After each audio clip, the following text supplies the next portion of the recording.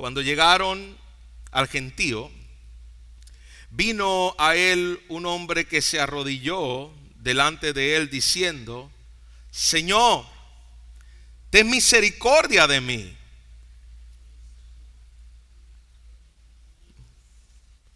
Ten misericordia, de mi hijo, que es lunático y padece muchísimo, porque muchas veces cae en el fuego y muchas en el agua. Y lo ha traído a tus discípulos, pero no lo han podido sanar. Respondiendo Jesús dijo: Oh generación incrédula y perversa, ¿hasta cuándo he de estar con vosotros? ¿Hasta cuándo os he de soportar? Traédmelo acá. Y reprendió Jesús al demonio, el cual salió del muchacho, y éste quedó sano desde aquella hora. Viniendo entonces los discípulos a Jesús aparte, dijeron: ¿por qué nosotros no pudimos echar fuera el demonio? Y Jesús le dijo: por vuestra poca fe. Porque de cierto os digo que si tuvieses fe como un grano de mostaza, dirías a este monte: pásate de aquí a allá, y se pasará, y nada os será imposible. Pero este género no sale sino con oración y ayuno. Y estando ellos en Galilea, Jesús les dijo: el Hijo del Hombre será entregado en manos de hombres, y le matarán, mas al tercer día resucitará. Y ellos se entristecieron en gran manera. Cuando llegaron a Capernaum, vinieron a Pedro los cobradores de los dos dracmas, y le dijeron: ¿vuestro maestro no paga las 2 dracmas? Y él le dijo: sí. Y al entrar en la casa, Jesús le habló primero diciendo: ¿qué te parece, Simón? Los reyes de la tierra, de quienes cobran los tributos o los impuestos, ¿de sus hijos o de los extranjeros? Y Pedro le respondió: de los extraños. Jesús le dijo: luego los hijos están exentos. Sin embargo, para no ofenderles, ve al mar y echa el anzuelo, y el primer pez que saques, tómalo, y al abrirle la boca hallarás un estatero. Tómalo y dáselo por mí y por ti. Señor, una vez más estamos ante tu palabra. Reconocemos, Señor, que aunque ella es suficiente, perfecta, y hace el trabajo que nosotros no podemos hacer, tenemos que reconocer que sin el auxilio de tu Espíritu en el predicador y en los que escuchamos, no sería, Señor, eficaz nada de lo que podamos hacer aquí. Señor, el poder está en que tu palabra es usada por tu Espíritu para abrir nuestros ojos, abrir nuestros oídos, cambiar nuestros corazones y ser transformados por ella. Así que, Señor, confiamos y dependemos de tu Espíritu Santo en medio de nosotros, a través de nosotros y en nosotros, para poder aplicar, entender y vivir lo que acabamos de leer en el texto. Estamos en tus manos y confiamos en la soberana obra que tú haces a pesar de nosotros. En Cristo oramos. Amén. Amén. Bien, mis hermanos, a manera de introducción, yo quiero que podamos recordar, va a ser un pequeño recuento donde nosotros nos quedamos la última vez que se predicó el Evangelio de Mateo, y en el contexto esencial que vimos la última vez que se predicó este pasaje, es que Jesús acaba de estar en el monte de la transfiguración. ¿Recuerda? Jesús acababa de mostrarle a ellos su poder. Sus vestiduras resplandecían, su rostro era brillante como el sol. Allí había un cuadro perfecto de la representación de la ley en la persona de Moisés, donde Dios soberanamente trajo a Moisés a escena.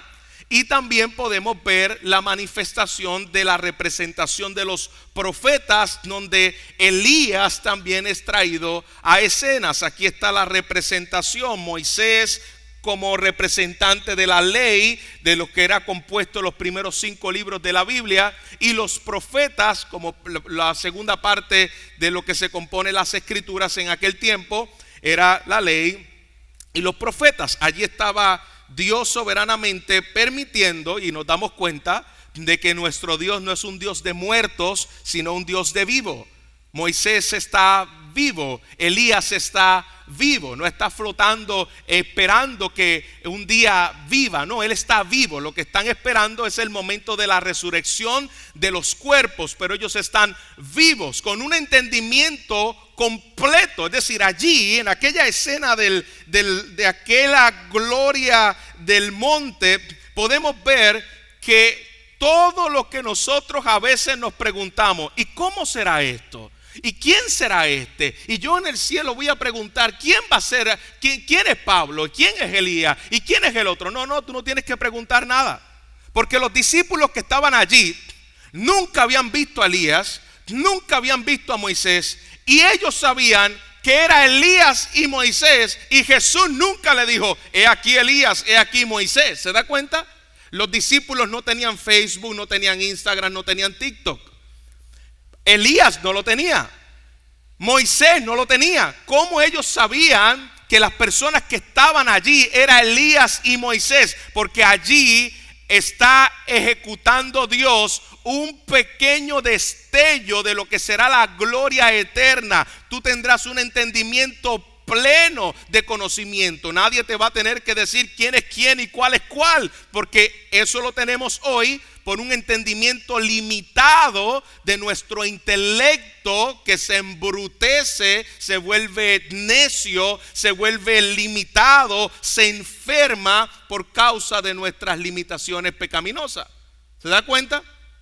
Lo que estamos presenciando en esta escena es un pequeño momento de lo que será la gloria eterna.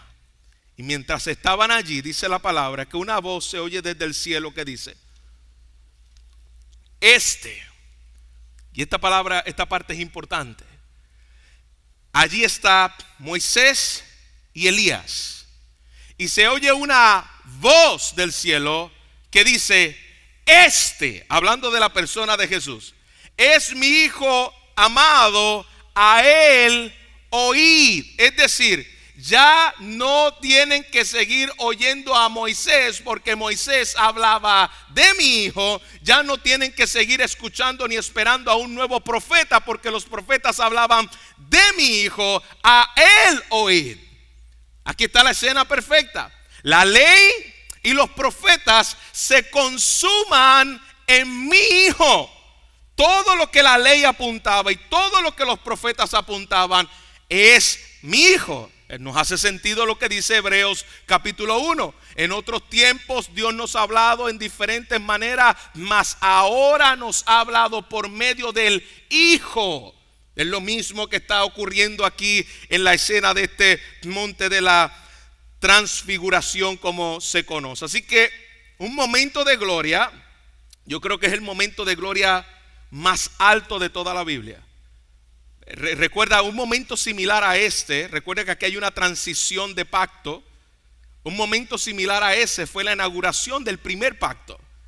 En la inauguración del primer pacto, Moisés sube a la montaña, el pueblo se queda abajo, nadie podía subir. Allá habían rayos, allá habían centellas, allá había el poder de Dios manifestado. Ni el pueblo estaba asustado por lo que estaba viendo allí.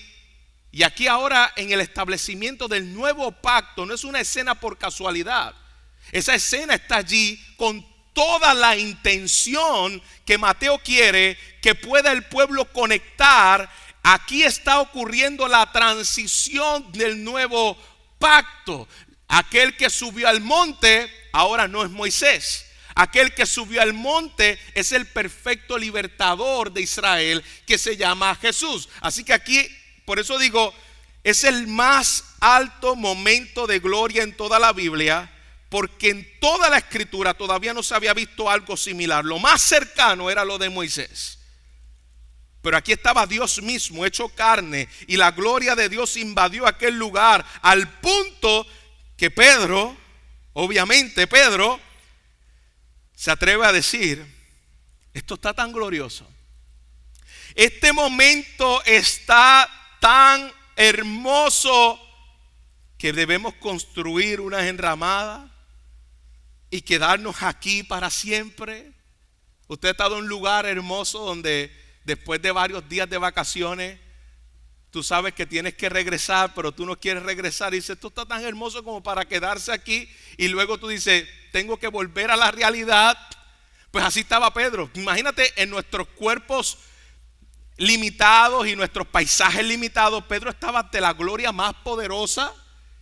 Y Pedro dice: quedémonos aquí, yo no quiero volver otra vez a la realidad de este mundo, esto es glorioso, yo quiero quedarme aquí. Pero inmediatamente bajan de la montaña, se encuentra lo opuesto de la gloria.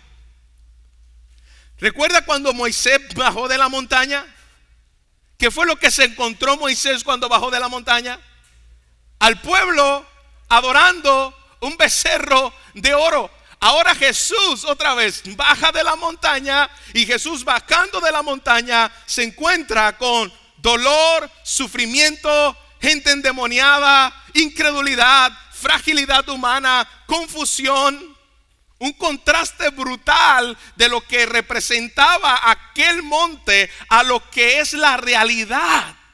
Otra vez, un cuadro de lo que el nuevo pacto viene a establecer. Así que después de ver esa gloria, ellos se encuentran con el desastre de mundo en el cual nosotros vivimos, hermanos. Vivimos un mundo en desastre, vivimos en un mundo de pecado, vivimos en un mundo de incredulidad, de enfermedades, de tantas y tantas rebeldías ante el Dios Santo. Y aquí podemos ver que no está aquí tampoco por casualidad. A un pueblo, cuando Moisés baja del desierto, de la montaña, se encuentra un pueblo que ya no estaba dependiendo de él. Cuando Jesús baja de la montaña, se encuentra un pueblo que no estaba dependiendo de él. Y tú sabes lo más interesante de esto, que el pueblo son los mismos discípulos que él había escogido. Ese pueblo que estaba en incredulidad y haciéndolo en automático, era el mismo pueblo que él había escogido. Y hermanos, yo no quiero que ustedes se asombren de los discípulos.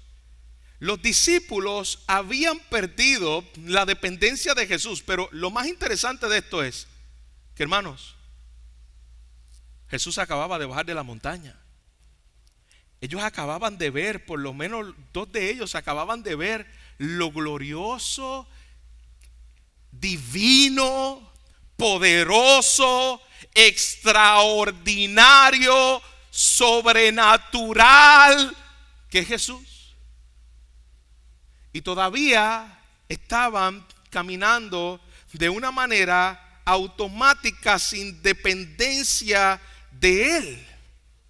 Y yo quiero que nosotros observemos esto, hermanos, no solamente en los discípulos, sino que nosotros observemos esto también en nosotros. Yo creo que uno de los pecados, no solamente de la iglesia, de los pastores, de los líderes, es la falta de dependencia de Cristo.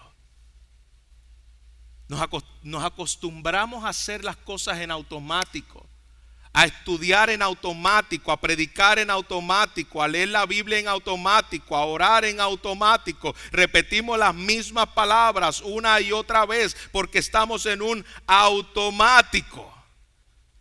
Pensamos que somos suficientes para hacer el ministerio. Pensamos que somos suficientes para ser un buen papá. Pensamos que somos suficientes para ser un buen esposo, para hacer el trabajo donde usted Dios lo ha puesto. Nos creemos suficientes y lo hacemos en automático.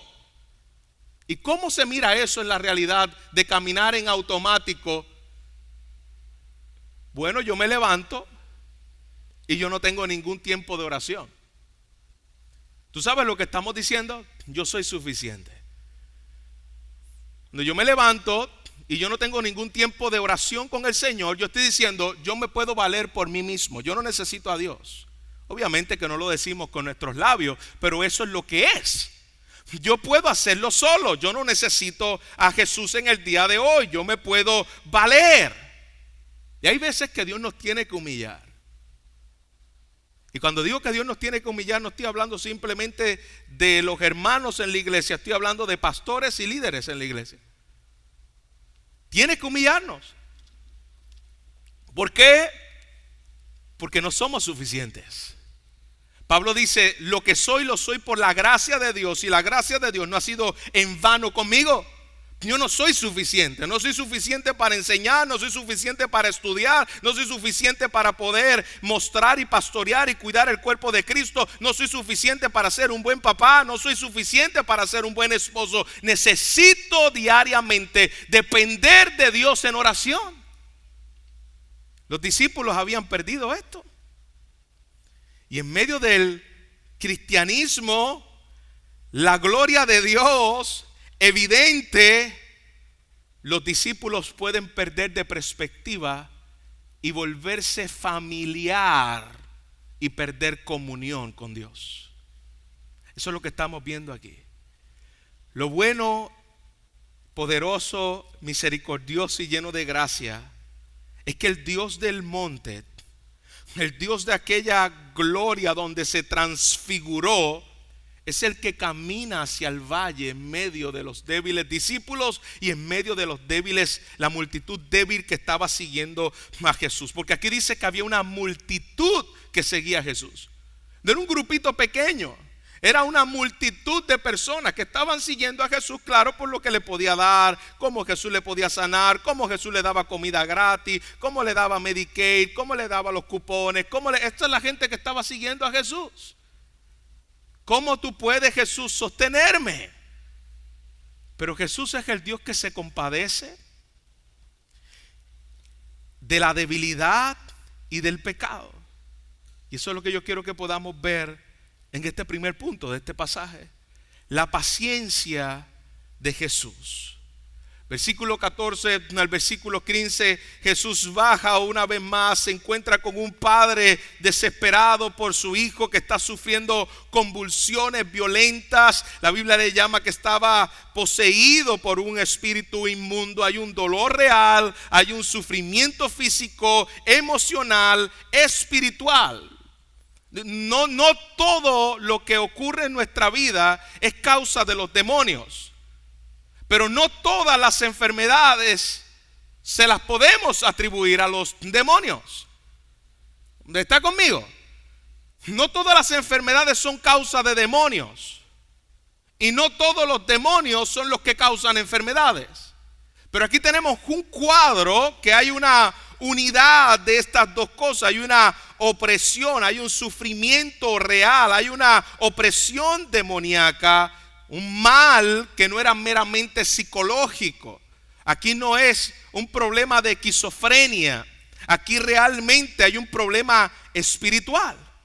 Y la Biblia no romantiza el sufrimiento. La Biblia reconoce el sufrimiento como algo real.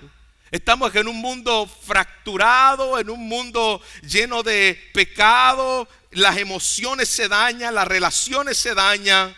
Y Jesús no evita la fealdad del pecado en el mundo. Jesús no dice, bueno, yo vengo de bajar del monte y de mostrarle a ellos quién yo soy. Yo no me acerco a ellos porque tengo demasiada gloria. No, Jesús se enfrenta.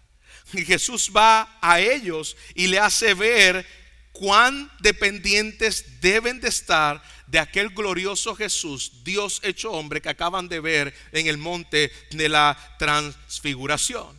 Versículo 16 al versículo 17 podemos ver la impotencia de estos débiles discípulos. Dice, los he traído a tus discípulos, pero no pueden sanarle. Usted puede imaginarse aquellos que son papás, cuando su hijo está en una situación de enfermedad, que usted busca y hace todo lo que tenga que hacer, incluso si tiene que dar la vida por tu hijo, tú la das. Este hombre estaba desesperado. Y él dice, yo lo he traído a tus discípulos, pero ellos no le pueden sanar. Quiero que pongamos una pausa y preguntemos, ¿quiénes son esos discípulos a los que Jesús le están diciendo que no pueden sanar? Estos son los mismos discípulos que ya Jesús le había dado autoridad en Mateo capítulo 10 versículo 1 para echar fuera demonios y sanar a los enfermos. Sí. Estos son los mismos discípulos que habían echado fuera demonios antes y que habían llegado a Jesús emocionados diciendo, Señor, los demonios se nos sujetan en mi nombre, en tu nombre. Sí, estos mismos. Que Jesús le dice, bueno, no te alegres de que los demonios se sujeten en mi nombre, sino gozaos de que vuestro nombre esté escrito en el libro de la vida. Estos mismos discípulos son. ¿Y qué pasó? ¿Por qué ahora no? Si antes ya lo habían hecho.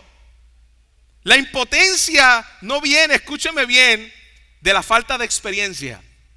Esta gente tenía experiencia, sino de la falta de dependencia y de compasión.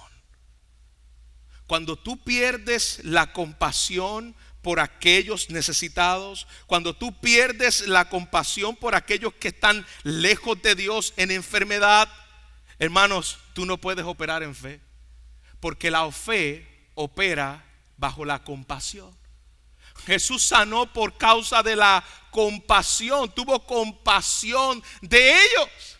Los discípulos estaban en un automático viviendo de gloria en gloria y victoria en victoria porque acabamos de bajar del monte y ver la transfiguración, pero olvidaron la compasión para el pueblo necesitado. Olvidaron que tenían que seguir dependiendo del Señor para hacer lo que Dios le había mandado hacer. Y aquí está el peligro. Estamos acostumbrados a hacer cosas para Jesús sin Jesús. Ese era el problema de los discípulos. Ellos que estaban acostumbrados a hacer cosas para Jesús. ¿Qué tenemos que hacer, maestro? ¿A dónde vamos? Dinos y nosotros vamos allí. Pero una fe pobre es saber hacer lo correcto sin devoción por Cristo. Eso es una fe pobre. Eso es una fe débil. Yo sé hacer lo correcto, pero estoy perdiendo mi comunión, mi oración. Por eso que dice, este género no sale si no es con oración y ayuno. Eso habla de dependencia absoluta, de comunión completa con el Señor, de buscar a Dios, de conocer a Dios, de tener intimidad con Dios. Los discípulos lo habían perdido. Los discípulos habían dejado de depender de Dios en oración y de depender de Dios en ayuno. El ayuno no es otra cosa que sacar tiempo para conocerle a Él, para escucharle a Él, para verlo a través de su palabra. No es un trueque de donde yo paso hambre para que tú me des lo que yo quiero. Eso no es el ayuno. El ayuno es una dependencia de saber, Señor, yo quiero conocerte a ti, yo quiero vivir para ti, yo quiero, Señor, saber quién tú eres realmente a través de tu palabra, y me abstengo de ciertas cosas por ciertas horas o por ciertos días para conocerte más. Necesitamos depender del Señor en todo momento, hermanos. Y eso es algo que yo tengo que evaluar mi corazón a la hora que yo voy a enseñar. ¿Mi corazón está en automático o yo he disfrutado a Jesús esta semana?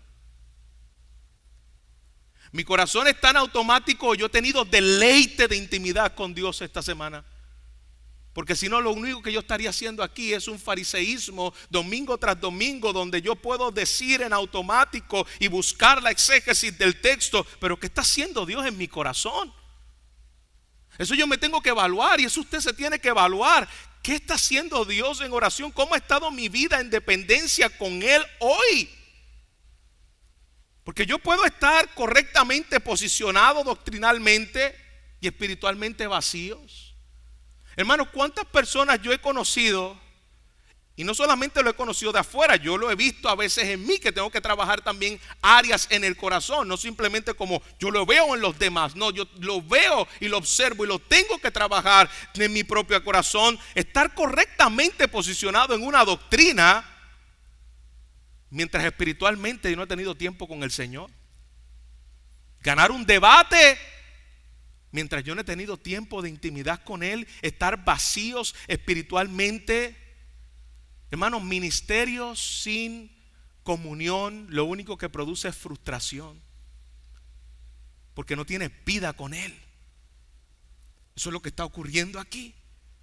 Pero me maravilla la paciencia de Jesús. Y esto es lo glorioso de Jesús. Porque Jesús, hermanos, después de haber abierto las ventanas del cielo y mostrarle esa gloria poderosa, Jesús baja y Él escucha a aquel padre preocupado. Aquel mismo que venía rodeado de luz, que escuchó la voz del Padre diciéndole: a Él oíd. Ahora ve a sus discípulos enfrentando una incompetencia, pero Jesús no los abandona. Jesús le habla fuerte y le dice: ¿dónde está tu dependencia en mí? Yo los voy a soportar porque yo los compré. Y es una expresión como: ¿hasta cuándo tengo que soportarte? Pero yo voy a estar contigo ahí. Es cuando usted va a su hijo, ¿no? Y vuelve otra vez y hace lo mismo. Ay, hijito, si tú no fueras hijo mío. ¿Tú nunca le has dicho eso? Si tú no fueras hijo mío, ¿qué yo haría contigo? Esa es la expresión de Jesús. Una paciencia con su pueblo, una paciencia con sus discípulos, y a pesar de su incredulidad ni de su falta de dependencia de Jesús, no los abandona. Pero a la vez, versículo 18, vemos la suficiencia de Cristo. Jesús sana a aquel niño de inmediato. Y el contraste es claro. Lo que los discípulos no pueden hacer, Jesús sí lo puede hacer. Eso es lo glorioso del cristianismo, hermanos. Jesús no nos dice: sé fuerte y haz lo mejor. Él no les dice eso a los discípulos. Sé fuerte y haz lo mejor. El poder está en ti. Cree y verás que todo se va a resolver. No, eso no es fe. Eso se conoce en el mundo moderno como un abracadabra. Para que se resuelva lo que yo quiero que se resuelva y se dé como yo quiero que se dé. Eso no es fe. Y eso es bueno decirlo hoy. ¿Qué estamos? ¿A 4 de enero? 4 días han pasado del año. Y todavía nosotros pensamos: este será el año. Yo tengo fe que este será el año en que las cosas van a cambiar. ¿En base a qué? Eso no es fe. Fe es seguir confiando en Él aunque las cosas en el 26 no cambien. Eso es fe. Fe es seguir confiando en que aquel que me salvó es suficiente para mí cuando las cosas cambian y cuando no cambian, porque eso es fe en Él. No es fe en mi palabra, no es fe en lo que yo voy a decir, no es fe en lo que yo confieso. Eso no es fe, eso es brujería cristiana. Eso no es fe. La fe dice: tú lo puedes hacer, Señor. Si quieres puedes sanarme. Es la fe de aquellos hombres que estuvieron en el horno de fuego. Si quieres me puedes sacar de aquí, pero si tú no lo hicieres, yo voy a permanecer firme y no voy a doblar mis rodillas ante ti, oh Rey. Eso es fe. Aunque las cosas no cambien, tú eres digno. Los discípulos no pueden, Jesús puede. Esa es la fe que realmente libera. Los discípulos se preguntan: ¿por qué no pudimos? Jesús le dice: porque tu fe era poca. Pero mira qué interesante. Da un poco de risa. Ups. Le dice: la fe era poca. La fe era poca.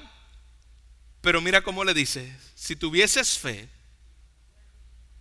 como un grano de mostaza. Espérate, Jesús le está diciendo que la fe es poca y le está mostrando lo más pequeño e insignificante para decirle que la fe debe ser como eso. Sí, precisamente. Poca fe es cuando tú pones tu confianza en ti y en tus habilidades. Eso es poca fe. La poca fe que está hablando Jesús es cuando la fe está puesta en ti y tus habilidades. La fe como un grano de mostaza es una fe pequeña, es una fe frágil, pero está puesta en el Dios infinito. ¿Ve la diferencia?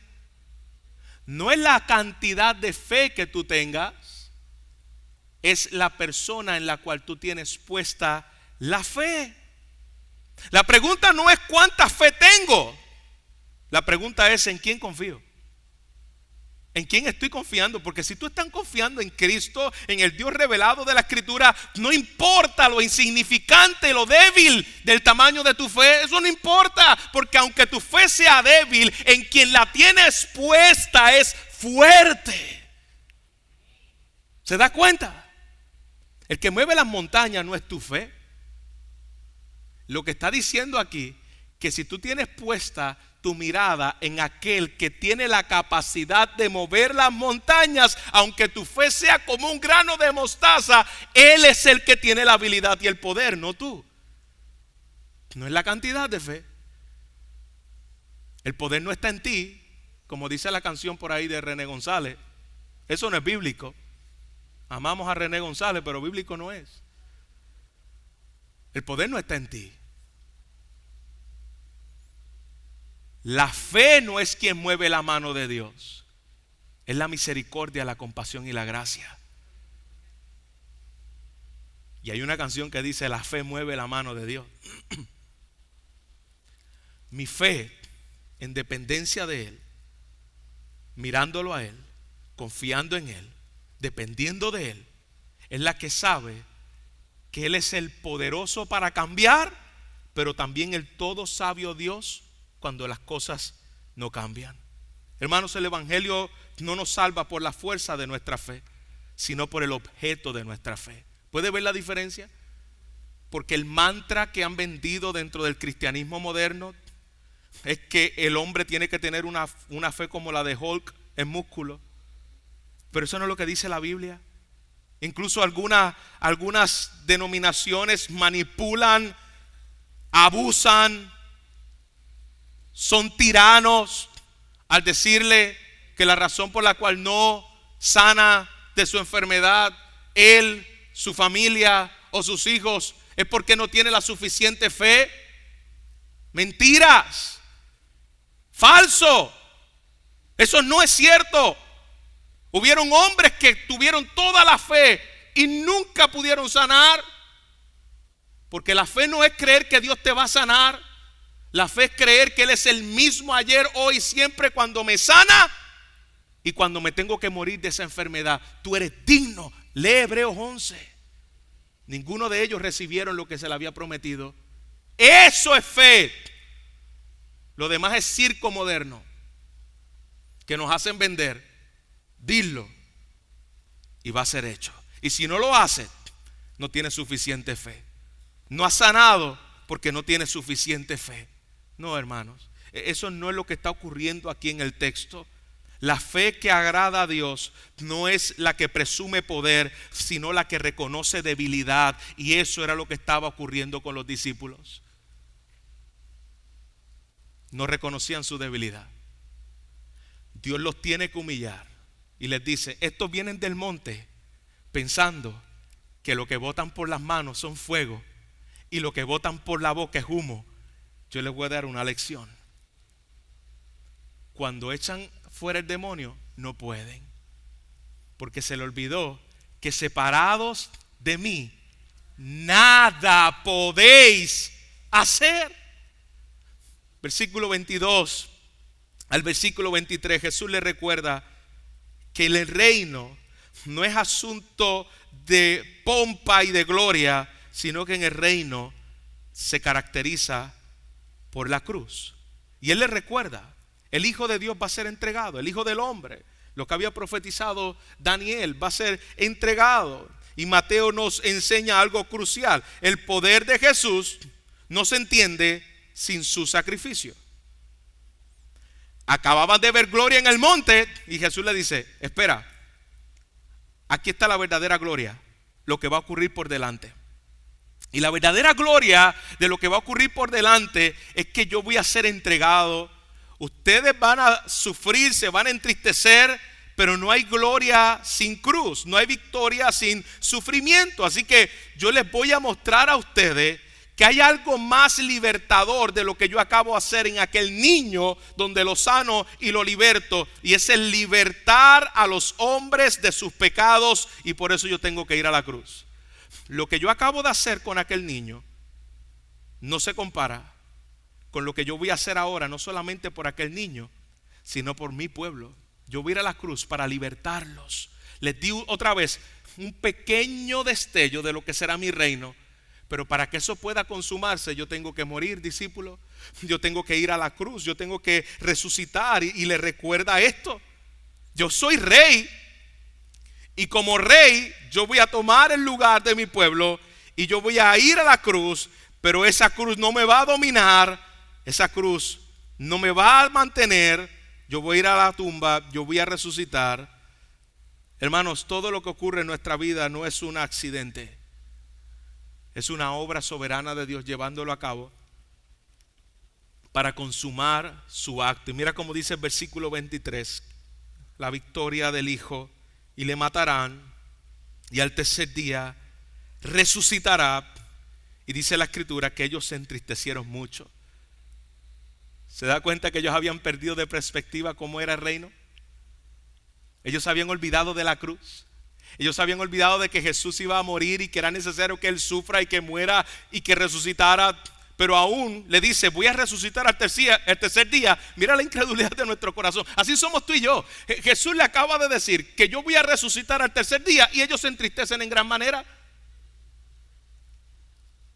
En vez de decir: tú vas a resucitar al tercer día, pues qué bueno, me pongo triste porque vas a morir, pero vas a resucitar, te voy a ver. Los discípulos son como tú y como yo. Tenemos promesas en la Biblia, pero las olvidamos. Tenemos promesas reales y verdaderas, pero las olvidamos y nos entristecemos. Olvidamos de que Él dijo que iba a resucitar y nos ponemos tristes y lloramos como si Él no fuera a resucitar. Nos olvidamos de que Él dijo que Él iba a volver y que los muertos en Cristo iban a resucitar, y nos olvidamos como si Él nunca fuera a volver y como si nosotros nunca fuéramos a resucitar. ¿Se da cuenta, hermanos? Así somos. Perdemos de perspectiva lo real, lo divino, lo que Él nos ha dicho, que séquese la hierba y marchítese la flor, pero la palabra de Dios permanece para siempre, es real y verdadera. Él dijo que iba a resucitar, Él resucitó. Tu sufrimiento no es el final, tu fracaso no es la última palabra, tu muerte no te va a poder retener, porque nuestro Rey vive, y eso lo cambia todo, iglesia. Y por último, miremos la autoridad del Hijo. Ante la gloria del monte, yo creo que no hay nada más trivial que aparezca en el pasaje como pagar contribuciones. Después de bajar del monte y ver la gloria y ver a Cristo manifestado y el rostro de Cristo brillando como Dios, ahora se encuentra ante una escena donde Pedro es preguntado: oye, ¿Jesús paga impuestos del templo o no los paga? Con toda la intención y alevosía, mala maña, mala intención, envenenado, ¿paga Jesús los impuestos? Y Jesús le explica y le dice: los hijos del rey están exentos. Recuerda que Roma trabajaba por medio de un emperador, y tenía el rey y tenía los hijos del rey. Los hijos del rey ¿le pagan impuestos a César? No. ¿Quién era el verdadero rey, hermanos? Jesús. ¿Recuerda que lo que vimos en la predicación pasada? La falsedad del rey de Augusto César versus la realidad del rey nacido en aquel pesebre. Jesús le está diciendo: ¿el hijo del rey debe pagar o está exento? La respuesta es: está exento. Yo soy el verdadero hijo del rey. Yo soy más grande que el templo. El templo existe por mí. Incluso el templo es un cuadro de mi persona, porque yo vine a tabernaculizar en medio de ustedes. Lo que representaba el templo, la presencia de Dios, es lo que yo soy en medio del pueblo. Yo soy la presencia de Dios en medio de ustedes. El que me ha visto a mí, ha visto al Padre. Así que por derecho yo no tengo que pagar. Ustedes acaban de escuchar la voz del cielo diciendo: este es mi Hijo amado en el cual a Él oíd. Ustedes han visto lo que yo soy. Tú sabes que yo no debo pagar. Pero Jesús le dice, para no ofender a la generación de cristal. Bueno, no era tan de cristal, era la generación romana. Eran criminales, déspotas y asesinos. Y Jesús le dice: págalo. Para aquellos que quieren evadir contribuciones, ahora que vienen febrero y marzo, no, porque esos son unos tiranos. Aquí se roban hasta los clavos de la cruz. Se roban aquí en Puerto Rico. Ok, eso puede ser verdad. Pero para el tiempo de Jesús los romanos también lo hacían. Y Jesús, Hijo de Dios, pagó contribuciones. ¿Quién eres tú para tratar de evadirla porque el gobierno es corrupto? ¿Quién eres tú para tratar de evadirla porque aquí se roban todo? Ellos te darán cuenta por lo que se roban, pero a ti te toca pagarlas. Eso es extra. La verdadera autoridad de Jesús. Mira cómo Jesús va y le dice: ve, para mostrar tu obligación, Pedro, y para mostrar todavía mi obligación como hombre, porque todavía ustedes no han entendido quién yo soy. Ve y paga. Y qué interesante, hermano. Paga por mí y por ti. No te trates de hacer ahora el más bíblico y decir: pues Jesús también va a pagar las contribuciones mías. No, Él ya pagó la deuda más grande que tú tenías la pagó, que se llama la ira de Dios. Las contribuciones las pagas tú, ¿ok? Pedro se salvó, eso fue gracia de Dios. A Pedro le pagaron las contribuciones. Y mira el poder soberano de Dios. Y le dice: ve a un pez, al mar, y te vas a encontrar al primer pez. Mira la autoridad de Jesús. Y le dice: a él le vas a abrir la boca y vas a encontrar en la boca del pez el pago de las 2 dracmas, porque eso era lo que se pagaba, estos impuestos por el templo. Imagínate, hermano. Le estaban pidiendo a Jesús impuestos por el templo. Y Jesús paga los 2 dracmas del impuesto por el templo y los 2 de Pedro. Así que en la boca de aquel pez habían 4 dracmas. Y mira lo poderoso. Yo pensaba en esto, hermanos. Este es el mismo Cristo que tiene autoridad sobre los demonios, pero es el mismo Cristo que tiene autoridad sobre los peces del mar.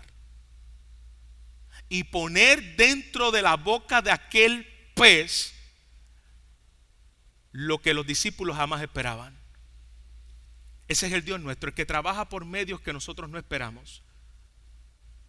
No es por tu suficiencia, Pedro. No es por tu capacidad. Yo tengo el poder para hacer que de la boca de los peces salgan lo que tú no estás esperando. Y a veces Dios provee por medios en los cuales tú no esperas. Dios le proveyó a Elías por medios que él no esperaba. Le proveyó por medio de un cuervo. Le proveyó a Pedro por medio de un pez. Esta es la soberanía de Dios. Él es soberano, pero a la misma vez es humilde. Él es reina, pero también Él sirve. El verdadero rey no es el que se impone a la fuerza, sino el que se da por medio del sacrificio. Qué glorioso, hermanos. Qué glorioso pasaje que nos confronta con estas verdades. Nuestra fe es débil, nuestra fe es frágil, pero nuestro Cristo es fuerte, es poderoso. Y puede hacer más allá de lo que nosotros podemos imaginar. Algunas preguntas para aplicar a nuestro corazón. Pregúntate honestamente: ¿cómo está tu vida de oración? ¿Cómo está tu tiempo de ayuno? ¿Qué momento sacas para estar a solas con Dios en el día? ¿Te acostumbraste a hacer las cosas en automático? ¿Te acostumbraste a venir a la iglesia en automático, a hablarle a la gente de Jesús en automático, pero no tienes tiempo con Él? Me siento realizado cuando yo sirvo, pero no me siento realizado cuando yo oro. Me deleito más sirviendo a Jesús que orando a Jesús. Tú sabes que a nuestra carne le gusta más servirle a Jesús que orarle a Jesús. Porque cuando tú sirves a Jesús, en muchas ocasiones tu carne es aplaudida, tu carne es vista, tu carne es reconocida. Cuando tú estás a solas con Dios, dice la Escritura que mi Padre que está en los cielos te ve. Cierra la puerta y en esa intimidad ora a tu Padre que está en el cielo. Y el Padre que está en el cielo, Él se encarga de la recompensa pública, pero no la busques tú. No hagas nada sin mí. ¿Usted recuerda lo que ocurría cuando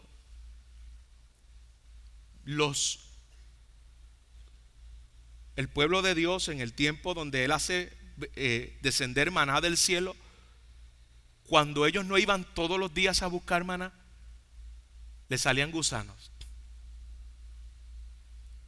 No, era inservible, no servía.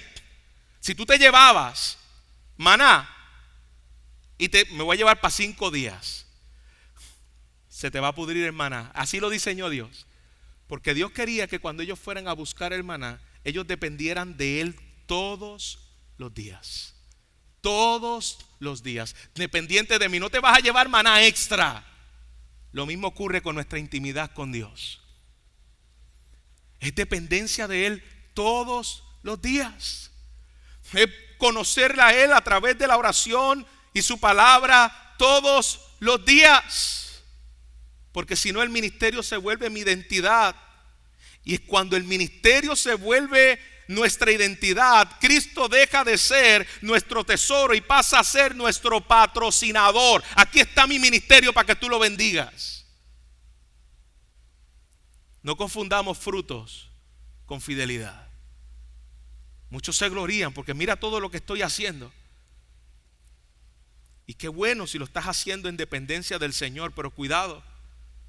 Porque podemos estar trabajando para el Señor de la viña, lejos del Señor de la viña. Separados de mí, nada podéis hacer. ¿Recuerda a Marta y María? Marta estaba afanada haciendo cosas para Jesús, pero no estaba teniendo intimidad con Jesús. La iglesia en el libro de Apocalipsis es un buen recordatorio, capítulo 2, versículo 1 al 5. La iglesia de Efesios tenía doctrina, tenía perseverancia, tenía trabajo duro, pero Cristo dice: tengo contra ti que has dejado tu primer amor. Dependencia de mí, búsqueda de mí, deleite en mí, devoción por mí, pasión por mí, gozo por mí. Tú tienes doctrina, tienes perseverancia, tienes trabajo arduo, pero no te deleitas en mí. Vuelve a tu primer amor. Ese era el problema de los discípulos y ese es el problema de nuestros corazones. Cristo desciende, nos busca, nos llama, tiene misericordia, muere por nosotros, nos recuerda la cruz y nos da nuestra esperanza real. Hermanos, ese es el Rey que baja para salvarnos y para transformarnos. Es el Rey glorioso, pero cercano. Es el Rey poderoso, pero a la misma vez paciente.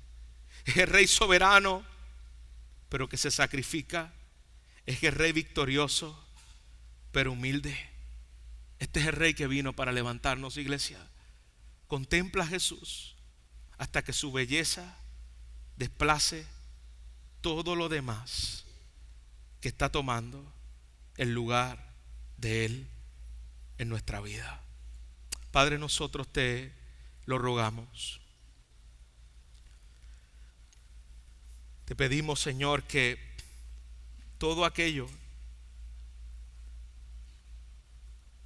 que hacemos para ti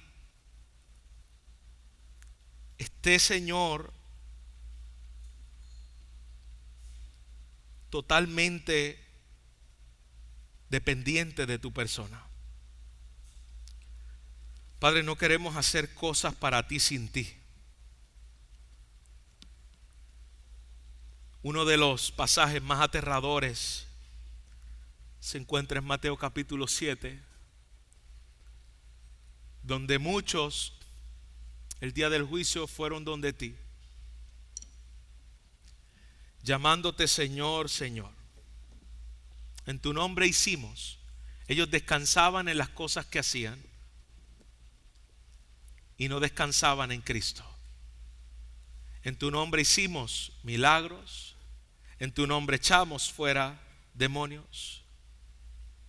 Pero dice tu palabra que el Señor les dirá: apartaos de mí, porque ustedes son hacedores, pero no son hacedores porque dependieron de mí para hacerlo. Ustedes son hacedores de maldad porque lo hicieron en su propio esfuerzo, lo hicieron en su propia sabiduría, lo hicieron para su propia gloria,